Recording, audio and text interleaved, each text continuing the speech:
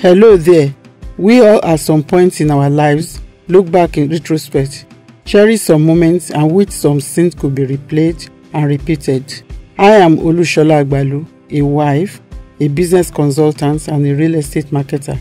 Here are some of those nostalgic moments of my growing up years. My parents are Ogun State indigenes of Yewa-Awori descent. I was born into Adeleye family of Agilete who migrated from Adeoduota, Ogun State, while my mother is from Ilaro, Yewa.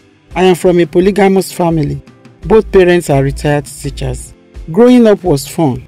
I recall great nostalgic moments from the days of old Western region before Ogun, Ondo and Oyo states were carved out. Our regular routine was to resume school at 7 a.m. and close at 2 p.m. and in between had our break time at 11 a.m. Oh, how I loved the aroma of good food filtering into our classrooms shortly before break time. I love songs that affirm morals that we used to sing in our assembly halls in those days. Wherever you go, wherever you be, do not say yes when you meet to say no. Those were days when integrity made more sense and counted more than deceit that now reigns in our society.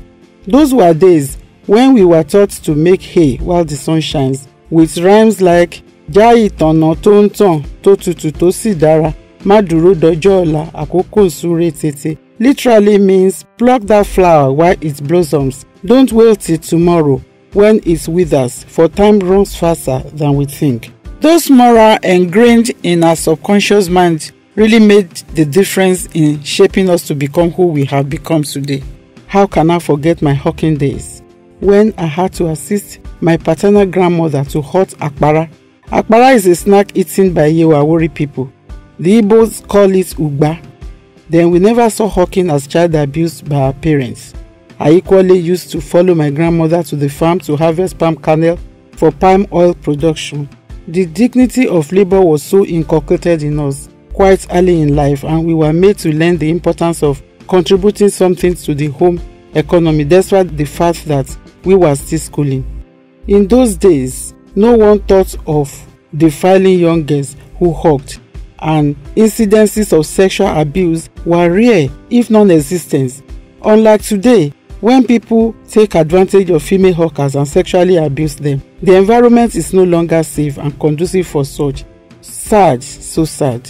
In all, from primary school in Agilete to modern school in Ilaro and secondary school at Magjob Grammar School in Abeokuta as a boarding house student, life was good then. There was quest to achieve things in life. Parents push us to work hard, but there was also contentment that discouraged greed and avarice. Now, I recall with nostalgia how after promotional examination periods in Magjob, students will draw on board the picture of a boss transiting to the next class.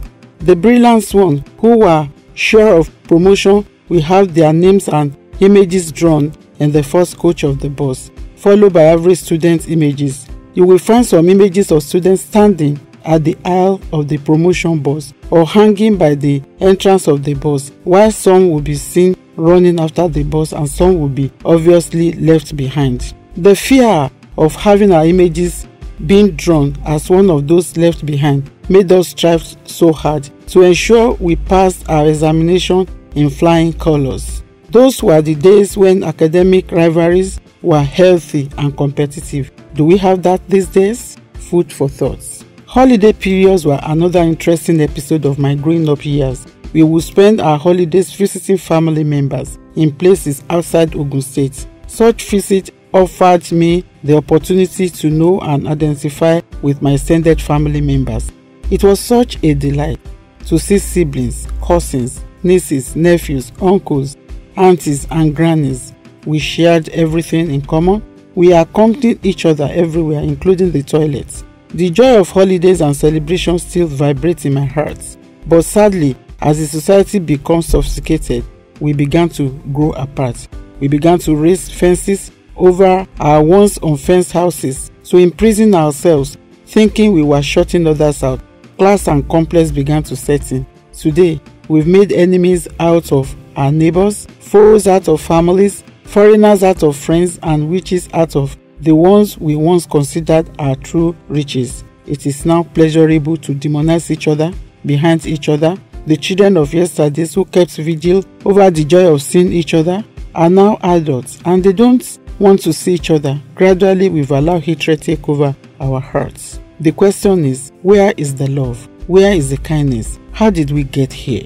Where did we lose grip of what is most important and picked up what is of no importance? We can reverse the trend with a will. We can change the narrative. Our children deserve that same old tested communal spirit we grew up with. It is time to love, care, and look out for each other as families should. We must wake up and realize that we are stronger together, better together, and we achieve more together.